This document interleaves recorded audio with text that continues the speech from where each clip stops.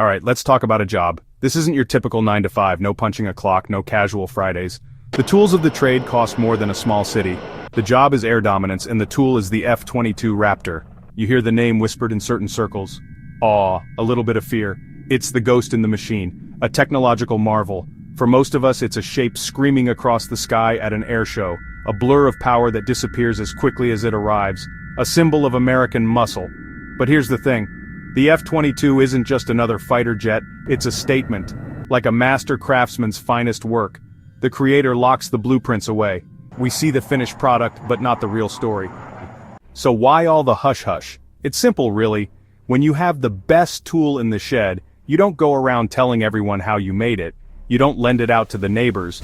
You certainly don't leave the instruction manual lying around for your competitors to find. The F-22 Raptor is that tool.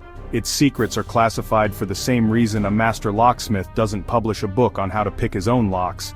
The moment the magic trick is explained, it's no longer magic. In the world of aerial combat, losing that magic can have consequences far more serious than a disappointed audience. It's about protecting the men and women who fly it. Think about it this way, every single component of the F-22, the special paint that absorbs radar signals, to the complex software that runs its computers. These weren't easy fixes, they were the result of decades of research, countless failures, and an astronomical amount of money. When you see an F-22, the first thing you notice is its look. It doesn't look like other jets. Sharp angles and flat surfaces, like a diamond cut by a master jeweler. It looks futuristic, alien even. Every angle and surface is there for a reason. This isn't aesthetics, it's physics. Designed from the inside out to be the most dominant fighter ever built, it combines three key traits: extreme stealth, breathtaking maneuverability, networked awareness that gives its pilot the view of a god. Let's start with the brains, called a flying computer, not an exaggeration. Packed with integrated avionics, sensors, communication tools, navigation systems. Stealth. It's the word everyone associates with the F-22, but what does it actually mean? It's not an invisibility cloak like something out of Harry Potter. Stealth is the dirty, grimy, incredibly complicated job of making a 62-foot-long, 30-ton chunk of metal look like a bird, maybe even a bumblebee, on an enemy radar screen. It's about reducing your signature, radar heat sound electronic emissions, to the absolute minimum. The F-22 was the first fighter designed from the very beginning to master this art. Every line, every screw, every coat of paint is part of this elaborate deception. The first layer of this deception is the shape. Radar works by sending out energy waves and listening for the echoes that bounce back. A normal rounded airplane is like a perfect echo chamber. The F-22, with its sharp, angled surfaces, is designed to do the opposite. If stealth is the F-22's hidden dagger, then its maneuverability is the lightning-fast footwork that gets it into position. People who see the Raptor perform at air shows are often left speechless. It seems to defy the laws of physics, performing maneuvers that would tear other aircraft apart. This incredible agility comes from a combination of raw power advanced aerodynamics, a unique feature called thrust vectoring. It's one thing to be fast in a straight line, but it's another thing entirely to be able to turn on a dime and dance in the sky like a leaf on the wind. It's a capability that gives its pilot an ace up their sleeve in any close-quarters dogfight. The secret sauce is the two-dimensional thrust vectoring engine nozzles. In plain English, the back end of each engine can move up and down independently.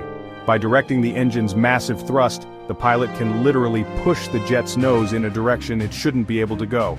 They can maintain control and point their weapons at an opponent even when the aircraft is stalled and is basically falling out of the sky.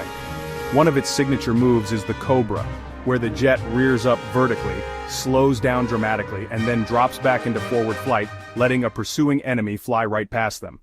Now we get to the part of the job that, honestly, nobody likes to talk about: the cost. The F-22 Raptor is hideously expensive. When you add up all the research development, the cost of the planes themselves, each jet comes with a price tag that's, well, hard to wrap your head around. We're talking hundreds of millions of dollars per plane. This wasn't just a budget overrun, it was a fundamental part of the program from the beginning. When you set out to build something that is a generation ahead of anything else on the planet, you can't do it on the cheap. Titanium, advanced composites. Then you have the stealth coating, the RAM we talked about. It's not just spray paint, it's a complex multi-layered system. It requires specialized facilities and highly trained technicians to apply and maintain. Every hour the F-22 spends in the air requires dozens of hours of painstaking, meticulous maintenance on the ground. It's a dirty, expensive job that never ends. So, with only 187 of these technological ghosts in the inventory, where do they get used? The answer is, very, very carefully. For the first decade of its service life, the F-22 was almost like a museum piece. It was considered too valuable, too secret to risk in combat unless absolutely necessary. Its primary job wasn't to drop bombs, but to be a deterrent. It was the big stick that you didn't have to speak softly about because everyone could see you carrying it. Its presence at bases in places like Japan, the UAE, Europe sent a clear, unspoken message to potential adversaries. Don't even think about it. The Raptor's official combat debut didn't come until 2014 over Syria, but it wasn't used in the way you might think. It wasn't dogfighting MiGs. Instead, it served as a kind of quarterback for the air war. Using its advanced sensors, a pair of F-22s could quietly patrol high above the battlefield, building a perfect picture of everything in the air and on the ground. When you build the best tool on the planet, it's only natural that everyone else is going to want one. From the moment the F-22 was unveiled, some of America's closest and most trusted allies were lining up, checkbooks in hand. Countries like Japan, Australia, Israel, who all face complex security threats in their regions, saw the Raptor as the ultimate insurance policy. They recognized that owning a fleet of F-22s would give them an unparalleled military advantage for decades to come. The global interest was immense, and the potential for billions of dollars in foreign sales was on the table. But the answer from Washington was a firm, unequivocal no. In 1998, Congress passed a law, the Obey Amendment, that specifically banned the export of the F-22 Raptor. The reasoning was straightforward and ruthless. The technology inside the F-22 was deemed simply too advanced and too sensitive to share, even with the closest of friends. There was a fear that if the jet were sold abroad, its secrets would inevitably leak. The crown jewels were to remain in the palace. This exclusivity ensures that no F-22 will ever face another F-22 in combat. So here we are, at the end of the day. We've looked under the hood of this incredible machine, or at least as far as we're allowed to. We've seen the mind-bending engineering, the eye-watering cost, and the silent, shadowy work it does. The F-22 Raptor is more than just a jet.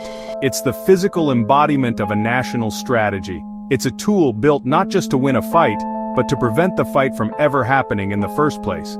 Its very existence changes the calculus for anyone who might think about challenging American interests in the air. It is the ghost in the machine, and its most powerful weapon is the mystery that surrounds it. The decision to keep its secrets locked down, to end its production, and to forbid its export, all stems from one simple, hard-nosed reality. You can't put the genie back in the bottle. Once a technological advantage this significant is shared or compromised, it's gone forever.